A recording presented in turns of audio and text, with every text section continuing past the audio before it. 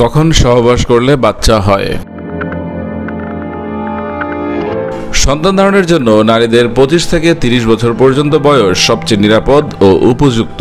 এর নিচে ও উপরে ঝুঁকি বাড়তে থাকে। গর্ভধারণের ঠিক সময়টা নির্ভর করে নারীর মাসিক ঋতুচক্রের উপর।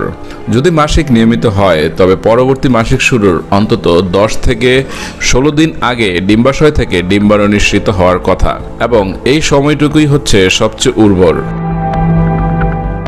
মাসিক ঋতুচক্রের মাঝামাঝি অর্থাৎ 14 দিনের মাথায় লুটিনাইজিং হরমোন LH ক্ষরণের 36 থেকে 38 ঘন্টার মধ্যে ডিম্বকোষ নির্গত হয়। এই ডিম্বকোষ নির্গত হওয়ার 36 ঘন্টার মধ্যে উপযুক্ত সংখ্যক শুক্রকোষ পায়, তবে তার একটির সাথে মিলিত হয়ে সন্তান দিতে পারে। তবে ডিম্বকোষটি জীবিত থাকে আরও প্রায় 36 ঘন্টা, অর্থাৎ ডিম্বকোষের আয়ু সর্বমোট 72 ঘন্টা বা 3 দিন।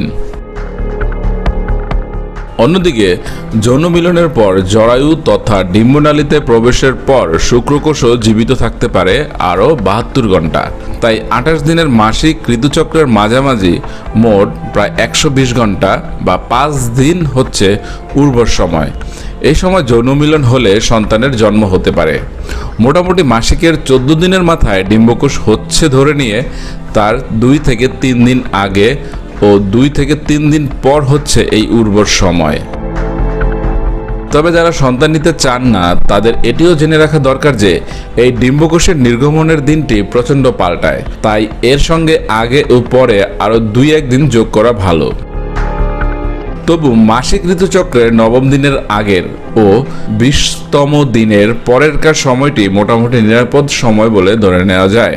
এ সময় যৌন মিলন ঘটলে তার থেকে সন্তান ধারণের তথা গর্ভবতী হওয়ার সম্ভাবনা থাকে না, কারণ এই সময় ডিম্বকোষ বেরোয় না। কিন্তু বিরল হলেও দেখা যায় মাসিক চক্রের যে কোনো দিন মাত্র একবার যৌন মিলনেও নারী গর্ভবতী হতে পারে। তাহলে এই চক্রগুলো বোঝার জন্য ভিডিওটি আরেকবার দেখুন আর সাবস্ক্রাইব করুন আমাদের, আর লাইক কমেন্ট করে আমাদের পাশে থাকুন। ধন্যবাদ।